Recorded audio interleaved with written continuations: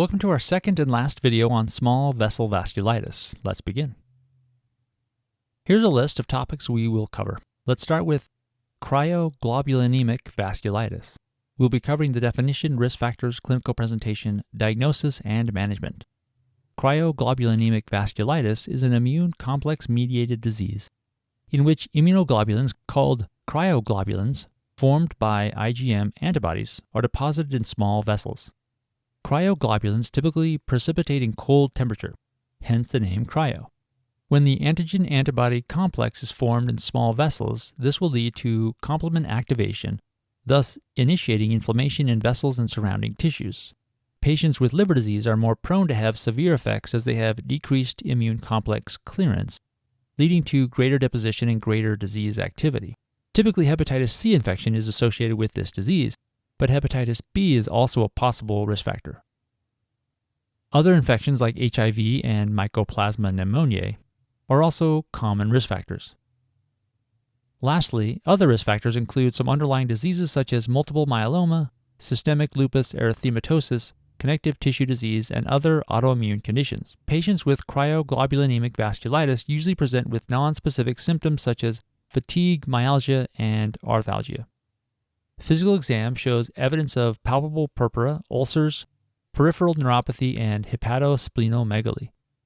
Glomerulonephritis usually presents in the later stage of disease, commonly with hematuria and red blood cell casts seen on microscopy. This disease is diagnosed clinically. However, lab findings will show circulating cryoglobulins. Other findings like rheumatoid factor and hypocomplementemia are also almost always present. Although it's not done routinely, skin and renal biopsy may show evidence of inflammation with polymorphonuclear leukocyte nuclear debris. As we know, this disease is associated with various risk factors, so it's advised to test for underlying infections such as hepatitis B, C, and HIV. Now let's move on to treatment. Administration of immunosuppressive therapy is the primary treatment goal, thus moderate to high dose steroids and rituximab are given. Treatment of the underlying disease such as hepatitis C is also very helpful. We will be discussing cutaneous leukocytoclastic vasculitis next in this lecture. We'll cover definition, etiologies, clinical presentation, diagnosis, and management.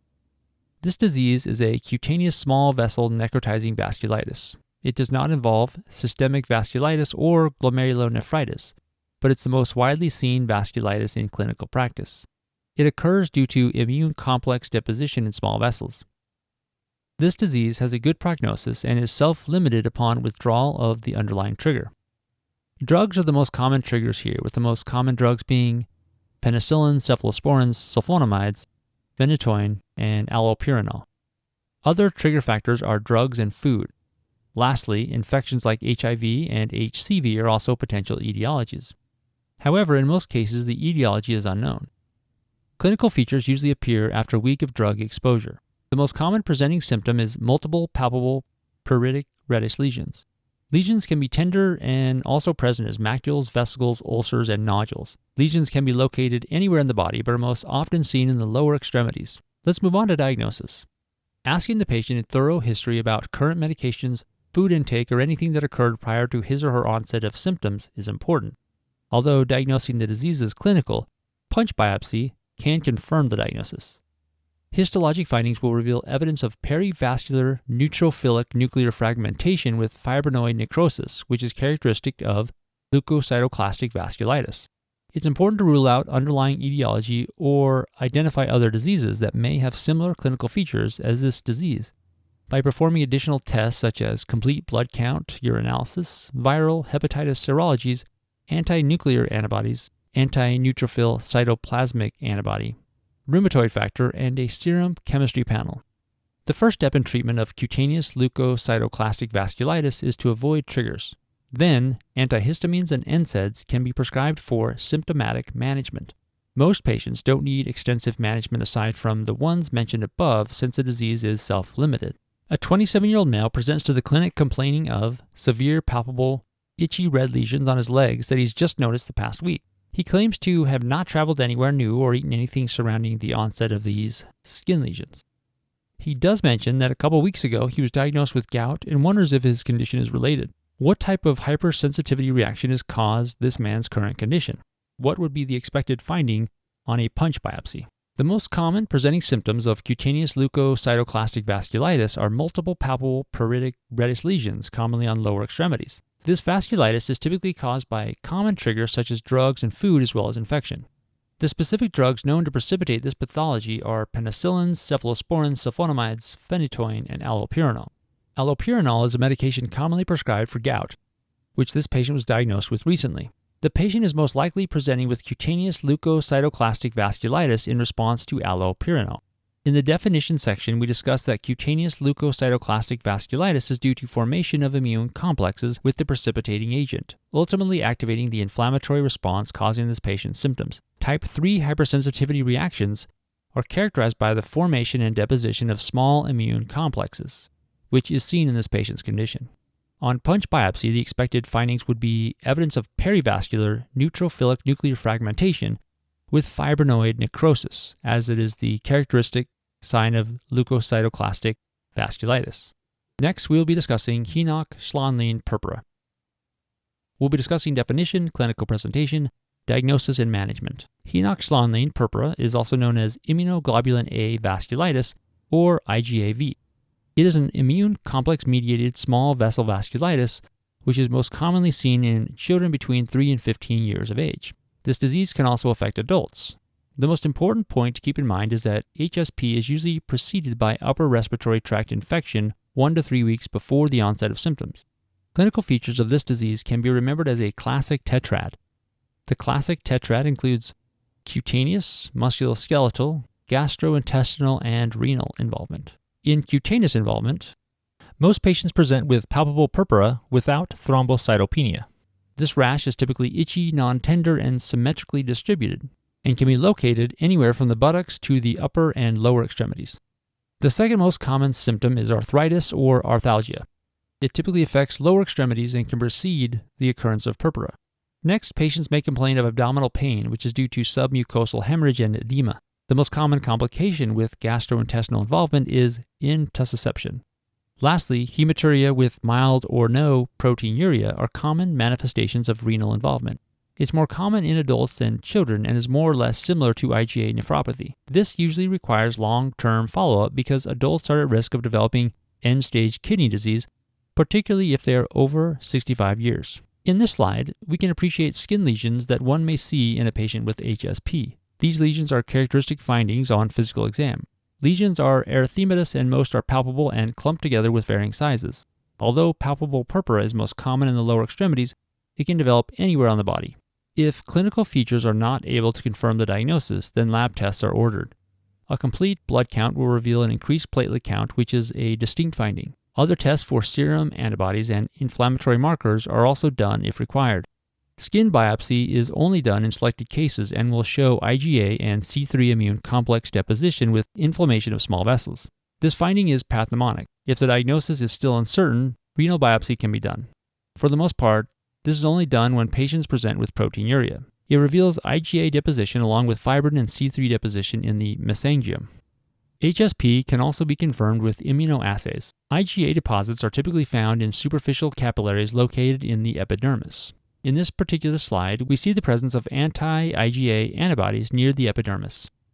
For patients who come in with signs of obstruction or peritonitis, abdominal ultrasound may help show evidence of changes in bowel thickness, hematomas, and intussusception. Due to the progression of the disease, in the first 6 months after onset of symptoms, kidney function is meticulously monitored as disease is more prevalent during this period. A normal urinalysis is usually followed by a urine dipstick once a week for 6 months. On the other hand, serum creatinine is collected in patients with isolated hematuria every 3 months. HSP is typically a self-limited disease and most patients recover spontaneously. Thus, management primarily involves supportive therapy such as hydration, rest, and analgesics. Abdominal and joint pain may be relieved with NSAIDs. Drugs like glucocorticoids are only indicated when symptoms are severe, such as severe abdominal pain. This is because studies have shown that glucocorticoids do not have an impact on the course of the disease. A 9-year-old female presents to the clinic due to symptoms of arthalgia and abdominal pain. She admits that recently she noticed a dark red tinge in her urine. On physical exam, there are palpable purpura symmetrically distributed on her legs. Based on the most likely diagnosis, what type of deposition would be an expected finding on renal biopsy? In this patient, clinical features include arthritis or arthralgia, abdominal pain, renal involvement such as hematuria, and palpable purpura, which are symmetrically distributed. This is classic tetrad of Henoch-Schonlein purpura. Hence, on a renal biopsy, we would expect to see evidence of IgA deposition. Remember, Henoch-Schonlein purpura is also known as IgA vasculitis. While these findings would be seen on renal biopsy, please take note that Henoch-Schonlein purpura is a clinical diagnosis, and this is not required in order to diagnose the disease. Lastly, we will discuss Behcet syndrome. We'll cover definition, clinical presentation, diagnosis, and management. Behcet syndrome is the most common variable vessel disease. It's known as a variable vessel disease because in this disease there can be deposition of immune complexes in arteries and veins of various sizes. It is an autoimmune multi-system vasculitis. Even though it is an autoimmune disease, it can be triggered by infectious diseases such as herpes simplex virus or parvovirus. Since it is multi-system, signs and symptoms may vary. Mucosal involvement presents with recurrent oral ulcerations and recurrent genital ulcerations. Lesions usually resemble oral aphthous ulcers, which is typically the first presenting symptom. Then, patients can develop arthritis, which typically involves the knees and ankles. It is a non-deforming and non-erosive type of arthritis. Eyes are also involved with features such as uveitis or optic neuritis. Similarly, skin is also involved, showing lesions like erythema nodosum or eruptions of papulopustular lesions. In this slide, we have a visual aid that can help diagnose this disease clinically, as it is showing the areas commonly involved in Behcet syndrome. Uveitis, oral ulcers, skin sores, genital ulcers, and arthritis are common presentations seen with this disease. In this photo, one can see a patient who presented with painful oral ulcers. Characteristic findings of Behcet syndrome revolve around mucosal involvement. Therefore, when a patient presents with oral ulcers along with recurrent genital ulcerations, one should have a high suspicion for this disease. Diagnosis is mostly clinical, and lab studies will reveal absent autoantibodies. A pathogen skin test is also a useful diagnostic tool and demonstrates an exaggerated skin response to minor skin injury. First, the patient's skin is pricked with an injection, then the injured site is observed. If there is development of erythematous papules larger than 2 mm after 48 hours of injury, then it is suggestive of a positive pathogen skin test. A positive pathogen test is helpful to make a diagnosis of Behcet's disease. Now let's discuss treatment. Topical corticosteroids are used for oral and genital ulcers. In case of severe pain, topical lidocaine can be added. Systemic steroids and immunosuppressants are prescribed if there is uveitis and CNS involvement. Alright, let's do one more question before we end this lecture. A 45-year-old male comes into the clinic due to palpable red-colored lesions on his lower extremities that appeared a couple weeks ago. He also notes painful oral and genital ulcers in addition to generalized joint pain during this time. He claims to have never experienced symptoms like these before. Laboratory findings show absent autoantibodies. What is the best next step to confirm the diagnosis? A. Pathogen skin test. B. Reassurance. C. Open lung biopsy. D. Check for evidence of eosinophilia. This patient comes into the clinic with palpable purpura on lower extremities. He also presents with evidence of painful oral and genital ulcers and arthritis. And finally, he has absent autoantibodies.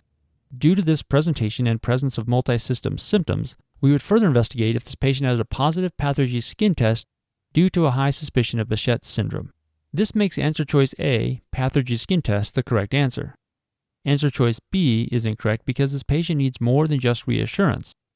We need to actually investigate what is going on with our patient in order to properly treat him. Answer choice C is incorrect because an open lung biopsy is part of the diagnostic workup in patients with symptoms of granulomatosis with polyangiitis. However, since this patient does not present with epistaxis, hemoptysis, and hematuria, we can rule this out. Answer choice D is incorrect because checking of eosinophilia would be part of the workup if eosinophilic granulomatosis with polyangiitis was expected. However, since this patient does not present with prominent respiratory symptoms such as dyspnea or asthma, we can rule it out. Therefore, a pathogen skin test will be the best next step in confirming the disease in this patient. And that concludes our videos on small vessel vasculitis.